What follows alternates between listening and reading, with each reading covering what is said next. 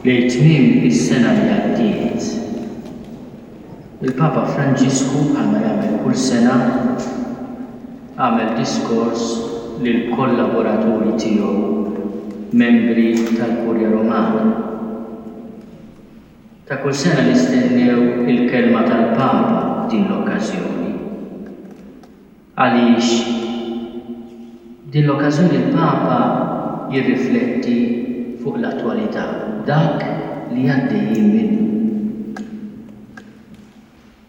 Aħna ma nistgħux ninsew li qegħdin niċċelebraw din il-festa għażiża tal-konverzjoni tal-Apostlu missierna San Pawlu din il-pandemija. Kulħadd libes il-maskra u kulħadd ukoll ħosbien fuq dak li se jiġi minna. Ftit ta' ġimgħat oħra nagħlqu sena din il-pandemija. Dawn il-ġranet sena ilu dejna nisimgħu dak li kienet jiġri fiċ-Ċina u f'Marzu kellna nagħlqu kollox għaliex il-pandemija kienet u għadha fostna. Il-Papa jitkellem dwar is-sitwazzjoni bil-kelma kriżi. U jgħid li il-kriżi tal-pandemija hija okkażjoni tajba biex nirriflettu fil-qosor dwar xi tfisser kriżi. U l-Papa jixtieq jagħmel hekk biex ikun tajjun għalina. Il-kriżi jgħid hija fenomenu li jaffettwa lil kulħadd u lil kollox. Issiba kullimkien u f'kull perjodu tal-istorja u ssiba f'kollox. Fl-ideoloġiji, fil-politika, fl-ekonomija, fit-teknoloġija, fl-ekoloġija, fir-reliġjon. Il-kriżi jgħallem il-Papa hija mument importanti fl-istorja personali u fl-istorja soċjali. Turruha bħala xi ħaġa straordinarja bħal pandemija li dejjem toħloq sensazzjoni ta' nkwiet, dwejja, żbilanċ u inċertezza fl-għażliet li jridu jsiru. Bħalma jurina l-erb tal-verb krino fejn ġejja l-kelma kriżi. Il-kriżi hija dak li l-arbiel, il-kriżi dak l-arbiel li jsaffi l-qamħ wara l-ħsad. Minn hemmhekk ġejja l-kelma krino u mbagħad għandna kriżi. Li ssaffi l-qamħ wara l-ħsad.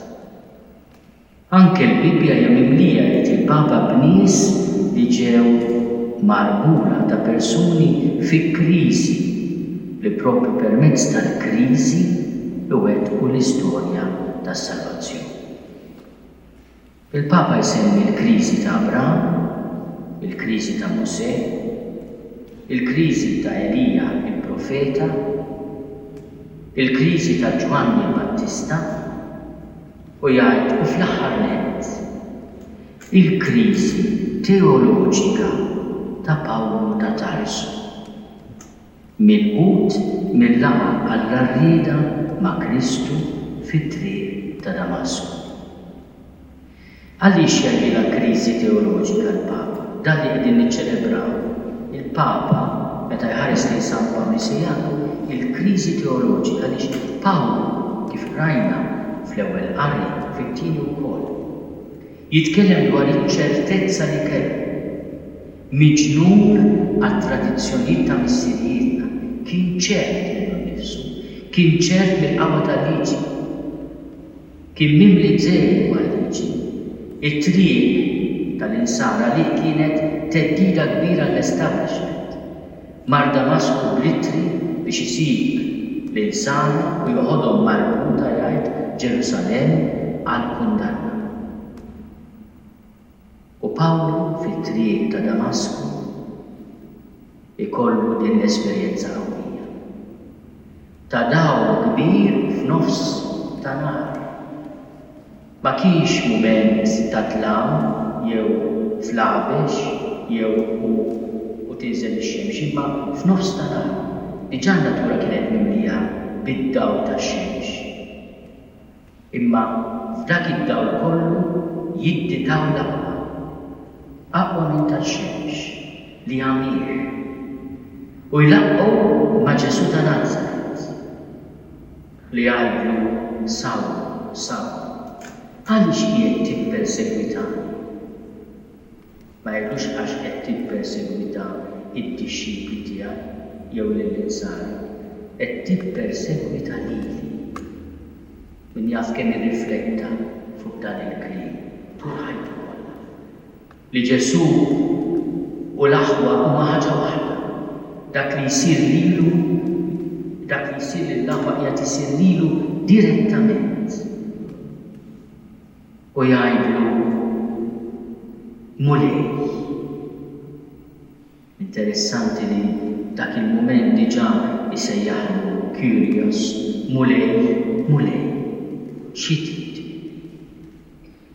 U Ġesu jibgħatu għand l-aħwa, jibgħatu għand il-Knisja, għand Damasku, fejn hemm l-aħwa jistennew. Ħananija, ismu jfisser Alla jħenn, qiegħed jistennieh, għax hu wkoll kien derru l-mulej u issieħ li kellu jiltaqa' ma' Sawl. U din hija l-kriżi teoloġika ta' Pawl li aħna qed niċċelebraw illum. Il-mulej u jisabtu mal-art, jidfgħu fi kriżi. Il-Papa jkompli billi jgħid kellu jħalli s-sigurtajiet tiegħu biex jimxi wara Ġesu. San Pawl, jgħid il-Papa, kien tassew raġel li ħalla lilu nnifsu jinbidel permezz tal-kriżi u għal din ir-raġuni. U kien il-kawża li permezz ta' dik l-istess kriżi il-Knisja seħħilha toħroġ il-barra mill-frontieri ta' Iżrael biex tilħaq it-truf tad-dinja. Mela Pawl jaraf li mhux il-liġi li teħles u s-salva, imma l-grazzja Ġesu Kristu.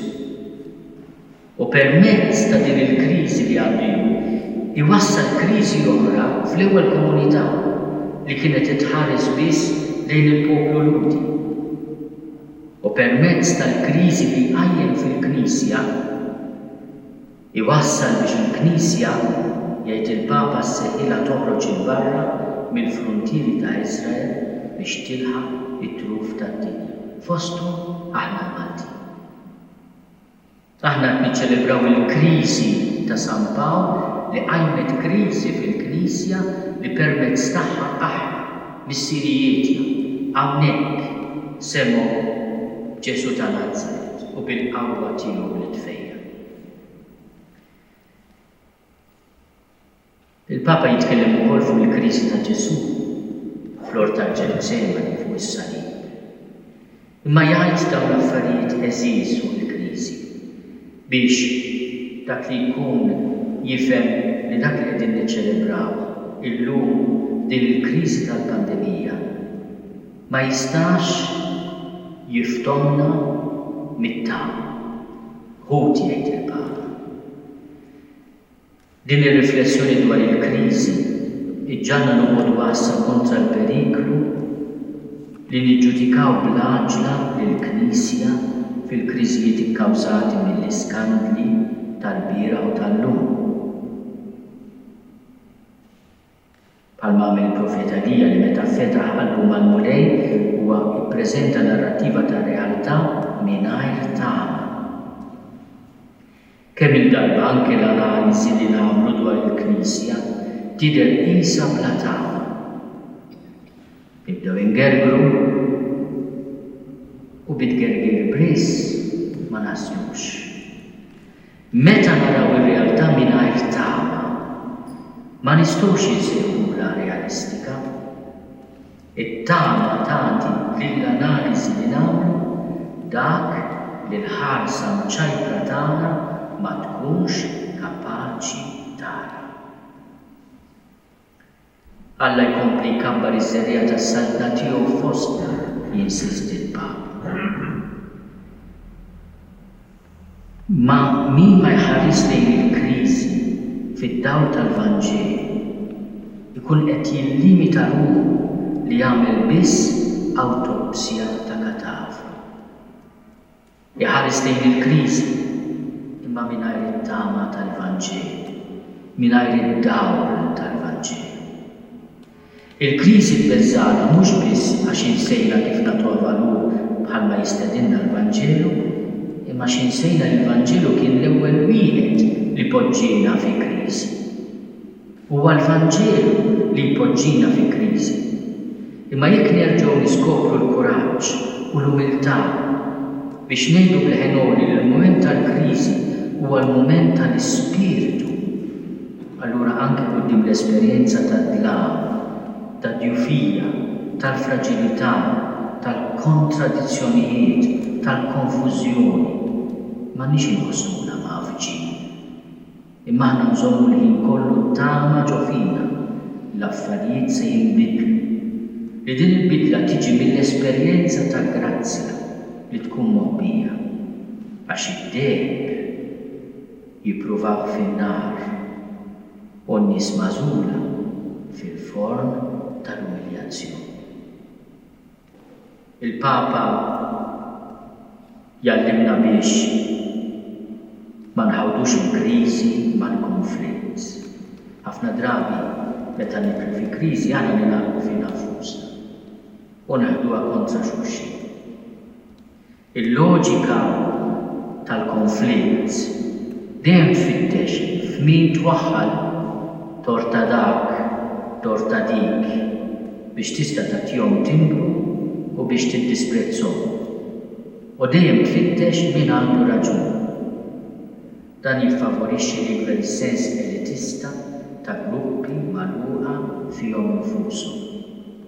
Meta nieqfu fil-mument tal-konflitt inkunu nitilfu s-sens tal-unità profonda tar-realtà.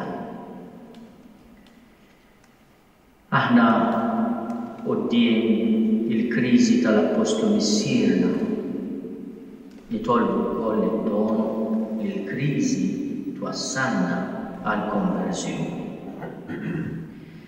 Ir-reżistenza li nagħmlu meta nidħlu fi kriżi u nħallu li l-Ispirtu jmexxina fil-mument tal-prova tikkundannanna biex nibqgħu weħedna u bla frott. Hemm bżonn inħallu l-Ispirtu jmexxina.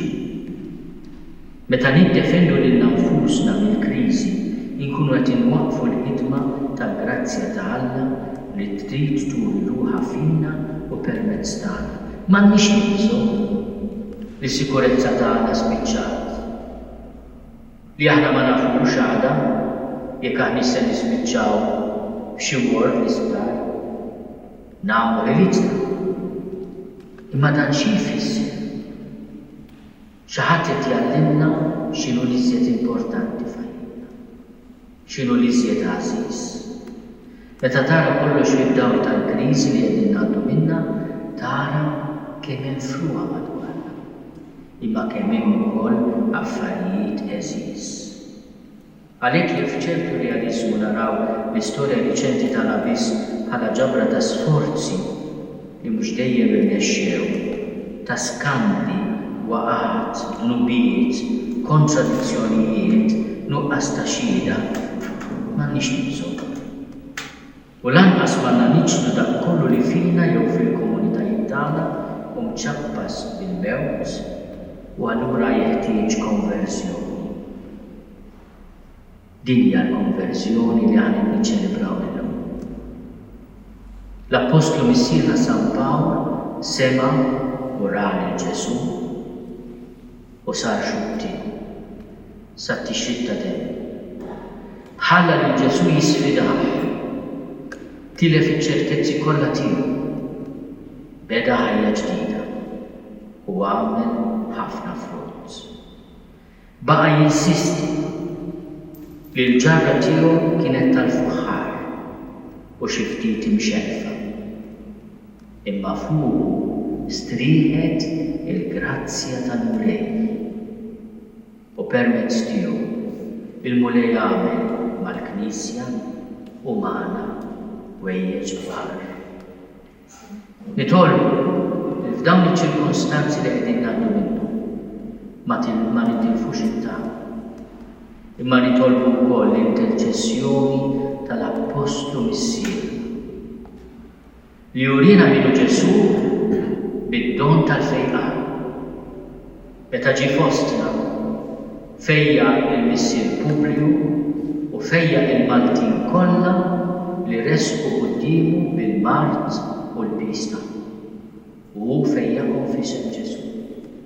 Illum, forsi jiżjed minn qatt qabel, induru lejn l-Apostlu Missierna u nitolbuh jidħol għalina u jagħti lil Malta u lil Għawdex lil pajjiżna id-don tal-fejn.